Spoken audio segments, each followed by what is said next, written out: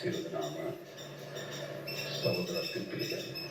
මම හිතන්නේ අපිට ටිකක් පිටිමත් සාකච්ඡාවක් තියෙනවා කරගන්න කියලා මම හිතනවා.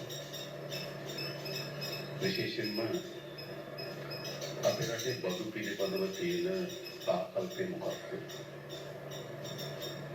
එක පැත්තකින් තියෙනවා බදු නාස්ති වෙනවා කියන සාකච්ඡාවක් තිබෙනවා. අනිත් පැත්තෙන් තියෙනවා බදු මගහරිනවා කියන සාකච්ඡාවක් තිබෙනවා.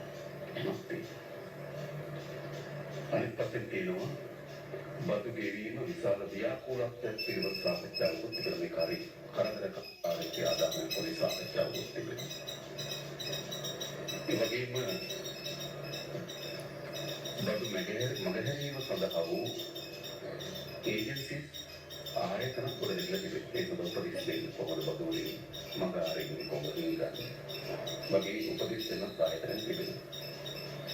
මේ සියල්ල ඇතුලේ තිබෙන්නේ අපේ රටේ බදු එකතු කරගෙන සදා දින පරිපාලන යාන්ත්‍රණය බදු වලට සිදු විනාශයන් පිළිබඳ දෙන සමාජ අවබෝධයක් සැලකිලි ප්‍රමාණයකින් මේ තත්ත්වයේ තීව්‍රතාව බලපෑම් කළ දෙන්නත් අපි හිතනවා. එනිසා අපි අපේක්ෂාවක් වුණා මේ සියලු සීට්වලට බදු ගෙවන්න ඒ සඳහා තිබෙන යාන්ත්‍රණය ඒ සඳහා පොදු ජනයාගේ ඒ පිළිබඳ ආකල්පයන් පිළිබඳ යම් පොදු සාකච්ඡාවක් කළ යුතුයි කියලා. හේතුව සිද්ධ වෙන්නේ අපිට තියෙන සමහර දත්ත දෙස බලපුවාම සුබදායකත්වයක් නෙවෙයි. අපිට කිව්වොත් අපි කොමසාස්තුමි ඉන්නවා එතුමි දන්නවා අපේ සමාජම ආදායම් බදු වලින් ලියාපදිංචි කළ තියෙන අයගෙන් වාර්තා ලබා දෙන තියෙන 43. ඒ වගේ පුද්ගල ආදායම් බදු වලින් වාර්තා ලබා දෙන තියෙන 23යි 2023 කියන වසරයි. හාල් ව්‍යාපාර වාර්තා ලබා දෙන තියෙන 46යි. ඒ වගේම පේටන්ට් ලැබෙන අයගේ වාර්තා ලබා දෙන තියෙන 18යි. ඒක නෙමෙයි කිසිදු දත්තයක් 50ක් මොයන්නේ. ඒකෙන් පෙන්නු කරන්නේ විශාල බදු ගෙවීමේ නැතිකම. බදු මගහැරීම සඳහා තිබෙන ප්‍රයත්නයක් මම දාලා තිබෙන බව. මේකට හේතු වෙලා තියෙන කුමක්ද? එකක් අපේ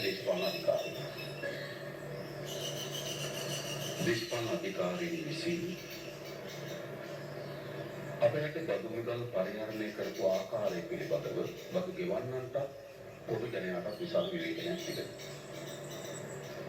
එනිසා අපි පළමු කොට කළ යුතු වන්නේ මෙන්න දේශපාලන අධිකාරිය පෙරදී බදු ගෙවන්න විසින් කරගන්න ලද මුදල් නිසි පරිදි අත්‍යවශ්‍ය ශේෂ සඳහා යෙදවනවා කියන සාහිත්‍ය අපි බදු ගෙවන්න ලබා දෙනවා. ඒක පොලිමනිම මත අපේ අමාත්‍ය මණ්ඩලයට අපේ දේශපාලන අධිකාරියට පැවරලා තිබෙනවා. මම ඔබට සාහිත්‍ය කියනවා. ඔබ ගෙවන කිසිදු බදු මුදලක රුපියලක්වත් දේශපාලන අධිකාරිය වංචා කරන්නේ නාස්ති කරන්නේ කියන සාහිත්‍ය කියනවා. ජනාධිපතිවරයාට සමට මෙරටේ මහජනයාගේ බදු මුදල් වලින් අනපනත්වලින් යම් වරප්‍රසාද ලබා දී තිබෙනවා. ගැසට් නිවේදන වලින් යම් වරප්‍රසාද ලබා දී තිබෙනවා. අමාත්‍ය මණ්ඩල තීරණය විසින් විශාල වරප්‍රසාද ලබා දී තිබෙනවා. හැබැයි අපි වරප්‍රසාද විශාල ප්‍රමාණයක් අත් කරලා තියෙනවා. මහජනයාගේ හැම රුපියලක්ම ආරපරිස්සම් කර ගැනීම සඳහා ජනාධිපතිවරයාගේ වැය ශීර්ෂයේ කප්පාදු කළේ හැම ප්‍රමාණයක්ම කප්පා කරනවා. අපේ කැබිනට් මණ්ඩලයේ තේමයි. අපේ මන්ත්‍රීවරුත් තේමයි. මොකද මේ දේශපාලන අධිකාරී ටික අධිකදකින් නැතුව මහජනයාගේ මුදල් නාස්තිය වංචාව නතර කරනවා කියලා මරණ කොට ගන්නද. එනිසා අපි ටික අධිෂ්ඨානයේ වැඩ කරනවා. එක්සම්පල් මොහොතක් සපයන්නේ. රාජ්‍ය යාන්ත්‍රණය එකක් ඒකේ තිබෙන කාර්යක්ෂමතාවය පිළිබඳ ප්‍රශ්න තුනක් මම දන්නවා. අපි සාකච්ඡා මාත්‍රතුමා ඉන්නවා. එතුමගේ ප්‍රධානත්වය අපි මුළු රාජ්‍ය දෙකේම රාජ්‍ය සහ ප්‍රොජෙක්ට් අතර සම්බන්ධය ඉතාමත් වේගවත් කාර්යක්ෂම ඩිජිටල් පද්ධතියක ගෙනීමට අපි විශාල වේගයක් කරනවා. අද ප්‍රොජෙක්ට් රාජ්‍ය සේවය එක අකාර්යක්ෂම වුණු ඒකටන පළවෙන වගේ රාජ්‍ය සේවයක් මතුවලා තිබෙනවා. මේ කාර්යක්ෂමතාවය කරගෙන ඉස්සලා අපි ඩිජිටල් ව්‍යාපෘතිය ඒ නියම හැටියට අපි හස්තත් මසල කාර්යභාරයක් නොපී කරන්නේ. ඒක මේ රාජ්‍ය යාන්ත්‍රණය පුරා පැතිරී තිබෙන වංචා දූෂණ. ඔබට කියන මේක තත්ත්වයේ තේරුම් රට තියෙන තැන. නැත්කදී මාතර බන්ධනාගාරයේ අලුත් වැඩිය කිරීම හේතු කොටගෙන ඒ සිරකරුවන් අබුරුකල පැලැස්ස බන්ධනාගාරයට මාරු කරා. ඒකට ඔවුන් සතුටි සිල්පේ උදාගෙන යන්න බෑ. මොනවද සම්මුණ බන්ධනාගාරය. මාංචු කොටම් පතක් හම්බුණා සිරකරුවන් පිටින්. කීස් 27ක් හම්බුණා. ඒ මාංචු කොට අරගෙන කීස් 27ක් හම්බුණා. සිරකරුවන් දාවතිනේ. මාංචු කොටම් මොහොතේ යතුරුත් උන්නති. ජංගම දුරකථන වයර් චාර්ජර්ස් මේකක්වත් ඒක නිර්ධාරිත අවබෝධයකින් තොරව ආපු නැතිව නොවේ. එන්නකදී අපි අපරාධ කීපයක් පිළිබඳ පෞද්ගලික කාලේ ආందోලන දුන්නා. උසාවියේ කෙනෙක් ඝාතනය කිරීම පිළිබඳ ප්‍රශ්නේදී පරීක්ෂණයේදී පොලිස් නිලධාරීන් දෙදෙනෙක් දැන් අත්අඩංගුවට ලබා තියෙනවා. රාජ්‍ය දිනන විද්‍යානි ඝාතනයේදී කංගල් පොලිස් නිලධාරීන් අත්අඩංගුවට තිබෙනවා. ගත්කිච්ච පොලිස් නිලධාරීන් තමන්ගේ ගිනියම් විකුණලා රටපත් කොටදදී හමුදා කඳවුරු තිබෙන අවි ඊටත් හැට්ටුනා හොඳ කබුරු පාතාලට ඇවිල්ලා තියෙනවා. කොතනද කරන්නේ? ආගමන විද්‍යාලය දෙපාර්තමේන්තුව උගදන්න පාස්පෝර්ට් එකක් සකස් කරගෙන ඉන්නේ. ඒ පාස්පෝර්ට් එක ලබා ගන්න කෙනාගේ ඡායාරූපය ඒ වගේම ඔහු ඇග්‍රිකල්චර් ලබා දෙන්නේ. ඒ පාස්පෝර්ට් විදේශගත වෙන්න නායකයින්ට ඇගිලිසර් වර්ග තුනකට ඡායාරූප වර්ග කීයකට පාස්පෝර්ට් ලබා දෙනවා. අපේ මේ රාමුව ආරක්ෂා කරගෙන ඉස්සරහ තිබෙන ආයතනය ඒ රාමුව පිළිතුරු පාසල් නායකයන් කීයකට අපි සරල කතාවක් තිබෙන ඡායාරූපේ තිබෙනවා. පුද්ගලික කරන එලිසර් පොතේ මේ ඡායාරූපේ කෙනාද මේ පුද්ගලයාද කියලා හඳුනාගන්න බැරිද? ඒක තියෙන ප්‍රශ්නේ. ආයතනයේ තියෙන්නේ ආරෙමේකේ ලොකරගේ තිබුණ පල්ලි හම්බ වෙනවා. ඒ නිලධාරිය අවුරුදු 3ක් වැඩ කරත් එකතු කරගන්න බැරි ප්‍රමාණය වැටුපා. ලොකරගේ තිබුණ හම්බ වෙනවා. කොහොමද ඒ වගේම ප්‍රශ්න මේක පිළිබඳව ඉස්සරහ චෝදනාවක් දෙනවා. මම හිතන්නේ කීප දෙනෙකුට තහනම් කරලා තියෙනවා. සේවා දෙපාර්තමේන්තුවේ ප්‍රශ්න තියෙනවා. එනිසා රට අපිට වෙන වෙන සාමකාමී පද්ධතියක් තියෙනවා වගේම මේක ඇතුළේ කළු පද්ධතියක් තියෙනවා. ඒක තේරුම් ගන්න. ඒ කළු පද්ධතිය ජාවාරම්කාර යම් ව්‍යාපාර කණ්ඩායමක් නියෝජනය කරනවා.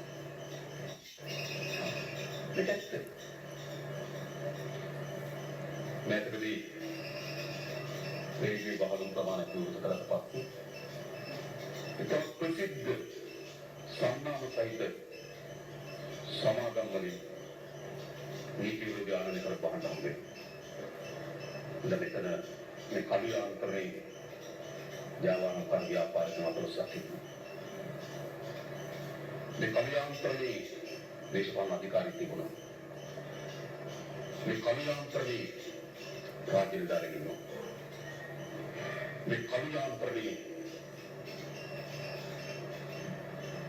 නීති විරෝධී සන්නද්ධ අවිගත්වයි ඉන්නේ. මේ කළුයාන්ත්‍රණේ මාර්ගී ඉන්නවා. හොඳට තේරුම් නිසා අපේ ඉදිරිපිට තිබෙනවා ඉතාමත් සංවිධානාත්මක කළුයාන්ත්‍රණය. ඔබට සාධකයක් දෙනවා. මේ කළුයාන්ත්‍රණය පිළිගන්න. හැම කෙනාටම නීතියට යටත් වෙන පරිසරයක් නිර්මාණය කරනවා. හිතන්න. ධනෙ කොච්චර එක්රැස් කරගත්ත වැඩක් තියනවද? අවුරුදු 60 දී අවුරුදු 20ක් ඉරේට යන සිටිනවා. මොකද කිව්වේ? ඔබිදාසුන් ලෝකෝ සුවිකා. මොකද කිව්වේ? කිසිදු රාජ්‍ය නිලධාරියෙකුට වැඩක් තියනවද? තමයි මහජනයාගේ බදු මුදල් වලින් ඉගෙනගෙන මහජනයාගේ වැඩ කරන්න මහජනයාගේ වැටුප් ලබාගෙන තමගේ දරුවන්ට ආහාර අධ්‍යාපනයේ නිවාස ගොඩනැගීම සඳහා බදු මුදල් වැය කරමින් මිනිස්සුන්ගේ සල්ලි වරන් කරන පුළුවන්. මොකද මේ පොළේ ඒ හැම එකටම දඬුවම් ලබා දෙනවා. ඒක බදු මුදල් පිළිබඳ ප්‍රශ්නේ ඒක බුදු බදු ගෙවීම සහ බදු ලබා ගැනීම පිළිබඳ ප්‍රශ්නයක් නෙවෙයි. එතනින් එහාට ගියපු ජාලගත ප්‍රශ්නයක් විතර තිබෙනවා.